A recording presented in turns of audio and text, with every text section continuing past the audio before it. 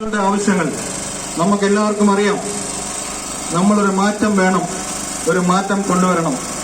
ഈ നാട്ടിലെ ആര്യങ്കാവ് പഞ്ചായത്ത് 7ാം വാർഡ്, നിങ്ങൾ എല്ലാവരും ഒരു കാര്യം ഓർത്തുകൊള്ളുക. ഞാൻ ഇന്ന് സംസാരിക്കുന്നത് എടപ്പാളയം പള്ളിയുടെ മുമ്പിൽ നിന്നാണ്. എനിക്ക് കള്ളത്തരം പറയേണ്ട കാര്യമില്ല. ആത്മാർത്ഥമായിട്ട് സത്യസന്ധമായ ഒരു കാര്യം.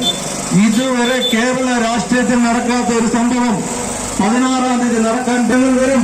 ഈ വോട്ട് ചോദിക്കാൻ വന്നതല്ല.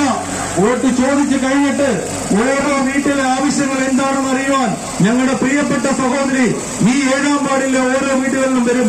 അതുപോലെ തന്നെ ആര്യങ്കാവ് പഞ്ചായത്തിൽ എവിടൊക്കെ BJP സ്ഥാനാർത്ഥി നിർത്തിയിട്ടുണ്ടോ അവരെല്ലാം ജയിച്ചവര് എല്ലാ വീടുകളിലും എത്തും.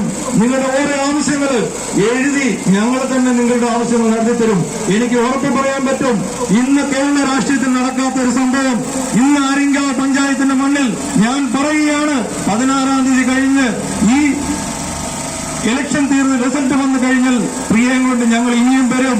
ഈ വന്ന 1-2 പേരല്ല, എല്ലാവരും ചേർന്ന് ഈ നാടിന്റെ വികസനത്തിന്റെ ഓരോരുത്തരുടെ വീട്ടിൽ വന്ന് നിങ്ങളുടെ ആവശ്യങ്ങൾ എന്താണെന്ന് അറിയുവാൻ ഞങ്ങൾ നേരിട്ട് വരുന്നതാണ്. കൂടുതൽ ഞാൻ ധരിപ്പിക്കുന്നില്ല. എല്ലാവരോടും പറയാനുള്ള അപേക്ഷയാണ്, നമ്മുടെ നാടിന്റെ വികസനം, എടപ്പാളയത്തിന്റെ വികസനം, ആര്യങ്കാവ് പഞ്ചായത്തിന്റെ വികസനം, അതിന് നമ്മൾ നൽകേണ്ടത് പ്രിയ എമ്മിനെ താമര ചിഹ്ന അടയാളത്തിൽ വോട്ട് ചെയ്ത് വിജയിപ്പിക്കുക. അതുപോലെ നമ്മുടെ ലിലിറ്റ് ചെന്നെ താമര ചിഹ്നത്തിൽ അടയാളത്തിൽ വോട്ട് ചെയ്ത് വിജയിപ്പിക്കുക.